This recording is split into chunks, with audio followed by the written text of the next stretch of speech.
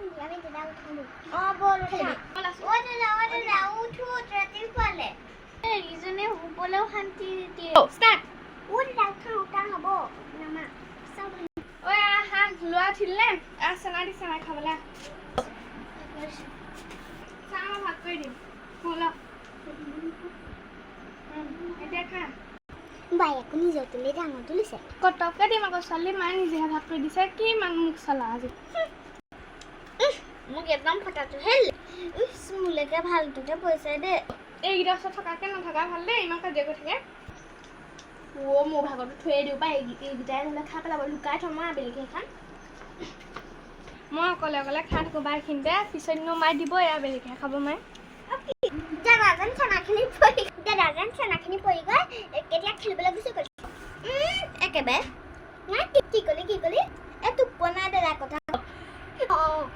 মোৰ চেনাই খাই ভাল মাও চেনাটো কথা চাওঁগে